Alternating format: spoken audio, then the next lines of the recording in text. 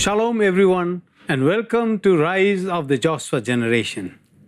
सबको शांति हो। आप हर एक को यहोशू पीढ़ी का उदय इस कार्यक्रम में स्वागत करते हैं। It's so good to see you once again this day. आज के दिन फिर से आपसे मुलाकात करना बड़े खुशी की बात है And your wonderful presence fills this place. और आपकी अद्भुत उपस्थिति इस स्थान को भर देता है। And all of you those who are listening or watching this program, हर एक इस कार्यक्रम को देखने वाले और सुनने वाले, God is raising up a very glorious generation. परमेश्वर एक महिमापूर्ण पीढ़ी को तैयार कर रहे हैं। And it's so good to know that you have been counted inside this generation. और बहुत ही खुशी की बात है कि आप इस पीढ़ी में गिने जाते हैं। God has not given up on you. परमेश्वर ने आप में हार नहीं माना है। He is choosing every one of you. आप हर एक को वो चुन रहे हैं। And every one of us have a role to play in God's kingdom. हर एक का अपना भाग है परमेश्वर के राज्य में। And it's such a beautiful thing that God is choosing from every nook and corner of this planet. और ये बहुत ही अद्भुत बात है देखने के लिए कि परमेश्वर इस संसार के हर कोने में से लोगों को चुन रहे हैं। But there are hard times coming. मगर ऐसे कठिन समय आ रहा है। Because Jesus never preached about good days at the end of the time. क्योंकि यीशु मसीह ने कभी ऐसे प्रचार नहीं किया अंतिम दिनों में समय हमारे लिए अच्छा रहेगा। Last days are not going to be fun time. अंतिम दिन एक मजाक या खुशी का समय नहीं रहने वाला है। Last days are not going to be just a casual everyday affair. अंतिम दिन जो है हमारे प्रतिरोज का एक सामान्य दिन नहीं रहेगा। Jesus talked about shakening. यीशु मसीह ने एक हिलाव के बारे में बात की है। Jesus talked about separation. यीशु मसीह ने जो है विभाजन के विषय में बात किया है। Jesus talked about division. यीशु मसीह ने बताया है कि बांट होने पाएंगे, फूटने पाएंगे। Jesus talked about pruning. यीशु मसीह ने छांटने के विषय में बात किया है। Jesus talked about the sheep and the goat. यीशु मसीह ने बात किया है भेड़ और बकरियों के बीच में। Jesus talked about landslides and earthquakes. यीशु मसीह ने बताया है भूकंप आएगा, जमीन फिसलेगा। Wars and rumors of wars. युद्ध होंगे, युद्ध की खबर सुनाई देगी। Plagues and pandemics. महामारियां, बीमारियां आएंगी। And people will be saying, there is peace, there is peace. लोग कहने पाएंगे यहाँ शांति है, यहाँ शांति है। And all of a sudden things will start happening. अचानक चीजें होने लग जाएंगे। It will happen quickly. बहुत जल्दी से होने लगेगा। Quickly doesn't mean fast. जल्दी से मतलब ये नहीं तेजी से, But it means once that event starts occurring, इसका मतलब ये है जब वो घटना होने लग जाता है, it's a period of time where this will happen very, very quickly. एक ऐसा समय होगा हर बातें बहुत ही जल्द होने पाएगा। And right now we are hearing about the peace talks in the Middle East. अब हम मध्य पूर्व की दिशा में शांति की बातचीत चल रहा है। Peace agreement has been signed between Israel and UAE. और इस्राएल और यूएई के बीच में अपनी शांति का प्रमाण वो कर रहे हैं। And then peace talk is going on between Israel and Bahrain. Bahrain और इस्राएल के बीच में शांति की बातचीत चल रही है। And now Oman is joining the peace bandwagon. Oman भी जो है अब इस शांति के झुंड में जुड़ने की कोशिश कर रहा है। So everyone is talking about peace. इसलिए हर एक व्यक्ति शांति के बारे में बात कर रहे हैं। Things are happening very thick and fast. चीजें बहुत ही घनिष्ठ रीति से तेजी से हो रहा है। And Jesus said, तब यीशु ने कहा, when these things will happen, ऐसे चीज होते हुए जब देखोगे, be very careful. ध्यानपूर्वक रहिए, Be alert. सतर्क रहिए, Because you will see the signs of the Son of Man. क्योंकि मनुष्य के पुत्र की चिन्हों को देखने पाएंगे। You will start seeing those signs. उन चिन्हों को देखने पाएंगे। And Jesus said, look up. यीशु ने कहा, आगे देखो, Your redemption has come. तुम्हारा उद्धार आ पहुंचा है। But before this redemption, मगर इस उद्धार से पहले every believer has to go through a refining process. हर विश्वासी को वो शुद्धिकरण की प्रक्रिया में जाना है। There will be trials of fire. वहां पर आग की परीक्षाएं होंगी। Jesus said, "You'll be persecuted, यीशु ने कहा तुम सताए जाओगे, you'll be chastised, मारे जाओगे, you will be imprisoned, कैद खाने में डाल दिए जाओगे, you will be falsely accused, झूठा दोष आप पे लगाया जाएगा, you will be kicked out from your meeting places, अपनी संगति के स्थानों से बाहर भगा दिए जाओगे, you will be executed for treason." देशद्रोही होने की वजह से आपको मार दिया जाएगा। All kinds of accusation will be put against you. हर प्रकार का दोष आपके ऊपर लगाया जाएगा। This is what the end times will look like. अंतिम दिन इस प्रकार ही नजर आएंगे। These are not good news. ये सब शुभ संदेश नहीं है, But even in spite of this, मगर इन सब के बावजूद God is going to stand with you. परमेश्वर आपके संग खड़े होने वाले हैं। Let me bring some insights to you from the life of Job. अय्यूब की जिंदगी से मैं कुछ चीजें मैं आपको बताना चाहता हूँ। Job lived in between the time of the flood and the Tower of Babel. अय्यूब उस मीनार से और उस बाढ़ के बीच के समय में जी रहा था। And scholars say that the book of Job is the oldest book in the Bible. Shastri लोग कहते हैं अय्यूब की पुस्तक बाइबल का सबसे पुराना पुस्तक है। And he was a very righteous man. वो एक धर्मी पुरुष था। He lived a life that was pleasing to God. ऐसी जिंदगी उन्होंने व्यतीत की जो परमेश्वर को ग्रहण योग्य था। He was an upright man. एक बहुत ही नेक इंसान था। So one day what happens is there is a courtroom in heaven. एक दिन ऐसा हुआ जब स्वर्ग में वो अदालत हुई। Do you know that there is courtroom in heaven? क्या आप जानते हैं स्वर्ग में एक अदालत है? Whatever we see in this earth is a shadow of the actual things that happens in heaven. इस पृथ्वी में जो जो चीज हम देखते हैं वो उसकी वास्तविक परछाई आपके लिए स्वर्ग में है। That's why there is a courtroom in heaven. इसलिए स्वर्ग में भी एक अदालत है। And Jesus is the advocate वहां यीशु ही वो वकील है for the righteous, धर्मी लोगों के लिए, for those who believe in him. जो हर एक जो उस पे विश्वास करते हैं। Jesus speaks for you and me. यीशु मसीह आपके लिए और मेरे लिए बात करते हैं। But if Jesus says, "I do not know you," अगर यीशु कह दें कि मैं तुम्हें नहीं जानता हूं, then we are in a very, very perilous position. तब हम एक बहुत ही बुरे परिस्थिति में आ जाते हैं। We will not talk about the courtroom now, अब उस अदालत के बारे में नहीं बात करेंगे। but here the sons of God have gathered in that courtroom. यहाँ पे परमेश्वर के पुत्र लोग वहां पर इकट्ठा हुए थे। Who are the sons of God? ये परमेश्वर के पुत्र लोग कौन हैं? They are very, very high-ranking angelic beings. वे सब वो स्वर्गदूतों के जीवों के एक ऊंचे स्तर वाले लोग हैं। And they are sometimes assigned the job as watchers. कुछ समय उनके लिए ऐसा काम दिया जाता है ताकि वो देखरेख करने पाए, ध्यान देने वाले बनने पाए। Because they are sons of God. क्योंकि वो परमेश्वर के पुत्र कहलाते हैं। That is their rank. यही उनका स्तर है, That is their designation. यही उनकी नौकरी का स्थान है।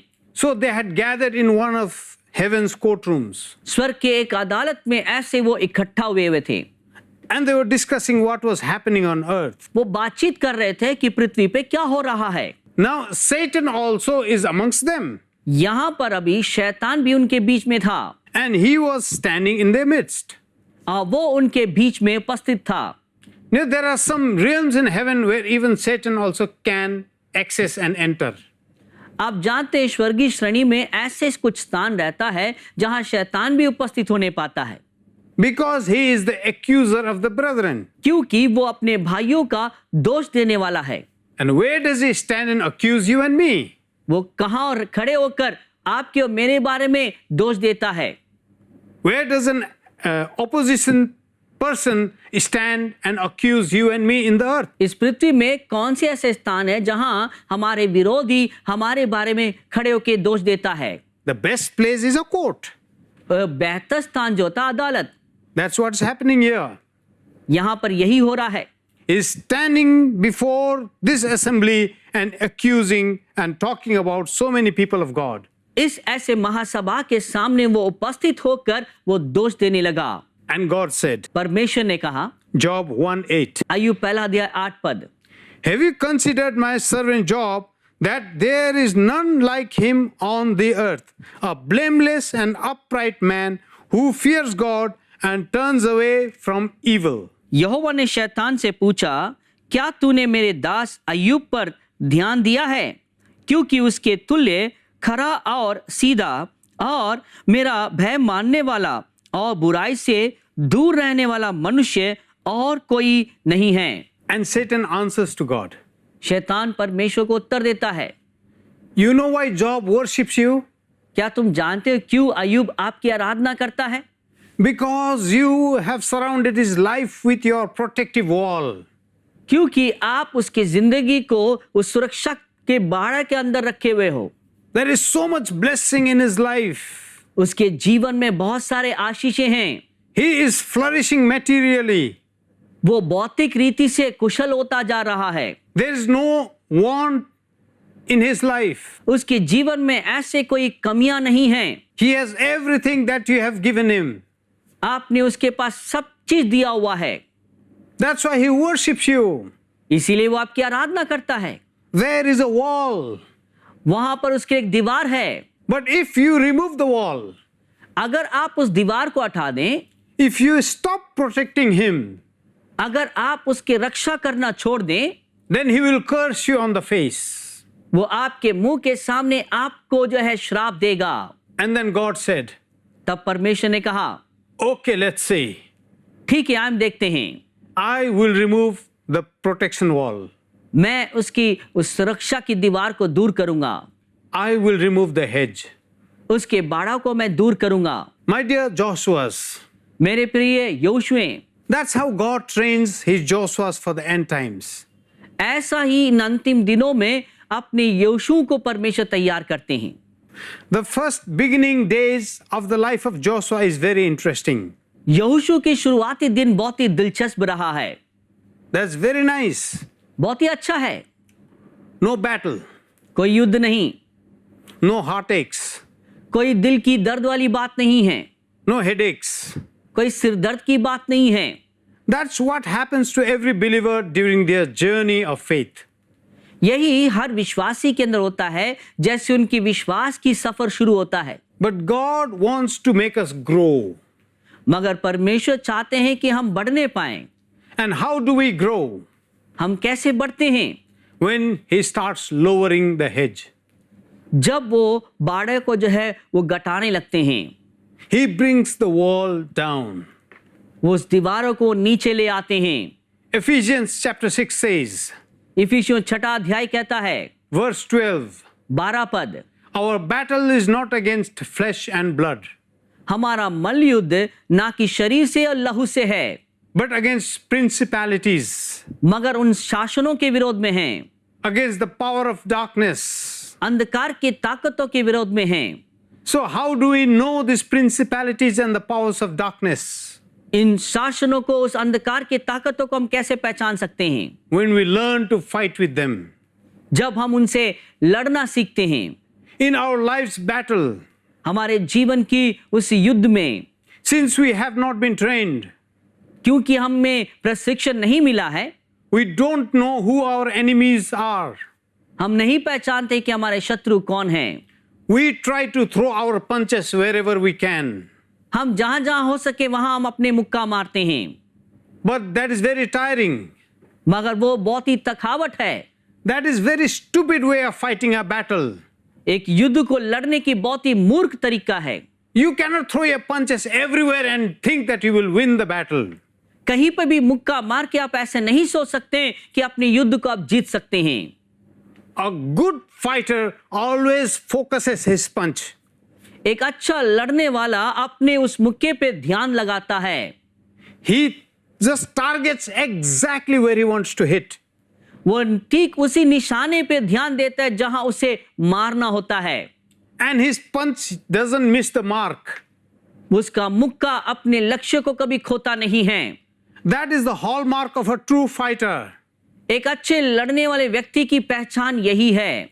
Many Christians have a battle in their lives, बहुत से मसीहों के जीवन में बड़े युद्ध उनके जीवन में हैं, but they don't know who their enemies are. मगर वो नहीं जानते कि उनके शत्रु कौन हैं। They are punching here, और यहाँ पे मुक्का मारते हैं, they are punching there. वहां मुक्का मारते हैं। They think that this person is my enemy. वो सोचते कि ये व्यक्ति मेरा शत्रु है। Oh no, this pastor is my enemy. नहीं, ये पास्टर मेरा शत्रु है, This neighbor is my enemy. ये पड़ोसी मेरा विरोधी है, This person in my street is my enemy. मेरे गली का ये इंसान मेरा शत्रु है। So some think, oh, my wife is my enemy. कुछ लोग सोचते हैं कि मेरी पत्नी मेरी विरोधी है, My husband is my enemy. मेरा पति मेरा विरोधी है, My brothers and sisters are my enemies. मेरे भाई बहन मेरे विरोधी हैं, My parents are my enemies. मेरे माता पिता मेरे विरोधी हैं, And we fight our battles with them और हम अपने युद्धों को उनके साथ लड़ते रहते हैं, because we do not know who our real enemy is. क्योंकि हम वास्तविक हमारे शत्रु को नहीं जानते हैं। But God wants us to train in the battle. मगर परमेश्वर हमें अपने युद्ध में तैयार करना चाहते हैं, So he starts lowering the wall. इसलिए उस दीवारों को घटाने लगते हैं। And as he lowers the wall, जैसे उन दीवारों को घटाते हैं, the enemy begins to shoot at us. और शत्रु हम पर वार करना शुरू करता है। Arrows start flying all around us. हमारे चारों तरफ उसके तीर उड़ के आता है, Missiles start coming all over us. और परमाणु हमारी ओर आने लग जाता है। From all sides we become hit. चारों तरफ से हम पर वार किया जाता है, And we don't know what is hitting us. हमें ये पता नहीं है कि हम पर क्या वार चल रहा है। Oh, we had started this journey thinking that Christianity is going to be a good life. हमने इस सफर को शुरुआत करते हुए सोचा कि मसीहत की जिंदगी अच्छा होगा। Oh, there'll be singing and laughter and joy. वहां पे सिर्फ गीत गाना और आनंद और नाच होगा। No one prepared us for the battle. किसी ने हमें युद्ध के लिए तैयार नहीं किए। Even during this pandemic, we are hearing preaching similar to this. इस विश्व महामारी के बीच में भी इस प्रकार के संदेश को ही हम सुन रहे हैं। We are hearing that everything is going to be all right.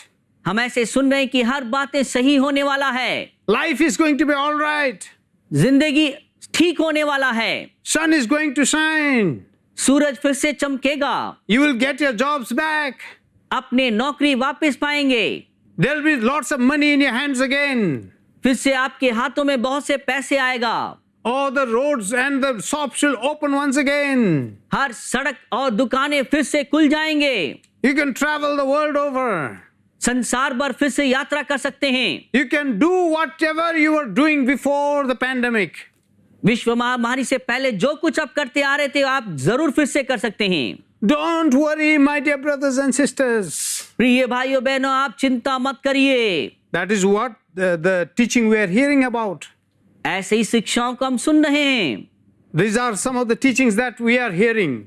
ऐसी प्रकार की शिक्षाओं को इन दिनों में हम सुन रहे हैं। Oh, don't preach about the end times. अंतिम दिनों के विषय में प्रचार मत करिए। Don't preach about all the dangerous things that will happen. हर एक वो खतरनाक चीज होने वाला है, उस विषय में बात मत करिए। Don't preach fearful things. डरावनी बातों की प्रचार मत करिए। We don't want to hear that. हम उसे सुनना नहीं चाहते हैं। But sing to us a soft lullaby. हमारे लिए एक अच्छे गीत को गाइए जो सुलाने पाए, Then we will just go to sleep. जिससे कि हम जाके सो जाएं। That is the danger of a grace-filled preaching. यही खतरा है जो अनुग्रह से भरी संदेश में। Grace is not bad, अनुग्रह बुरा नहीं है, but covering everything with grace, मगर हर बातों को अनुग्रह में ढकना, even sin, पाप को भी, is bad. वो बुरा है। Even laziness, आलसीपन भी in the pretext of grace, अनुग्रह को आगे लगाते हुए is bad. वो बुरा है। My dear brothers and sisters, मेरे प्रिय भाइयों बहनों, now God is starting to lower the hedge in Job's life. अय्यूब के जिंदगी में परमेश्वर उस बाड़ा को जो है घटाने लगते हैं। That is what a true Joshua goes through. एक हकीकत की यहोशू इन चीजों से ही गुजरता है। Suddenly the battles come, अचानक युद्ध आने लग जाता है। and many of us are not prepared. हमें से बहुत लोग उसके लिए तैयार नहीं हैं। We are not prepared. हम तैयार नहीं हैं। We have been used to hearing the soft gospel. हम बहुत ही मुलायम सुसमाचार को सुनते आ रहे हैं, But the word of God says, मगर वचन कहता है in the end times, इन अंतिम दिनों में remember the compassion of God परमेश्वर की दया को स्मरण करें and the severity of God. और परमेश्वर की उस गंभीरता को भी। Both the things has to go side by side. ये दोनों बात एक साथ साथ चलना है। God can be severe परमेश्वर गंभीर हो सकते हैं as he is compassionate. जितना वो दयालु भी हैं। My dear brothers and sisters, प्रिय भाइयों बहनों, the hedge is lowering.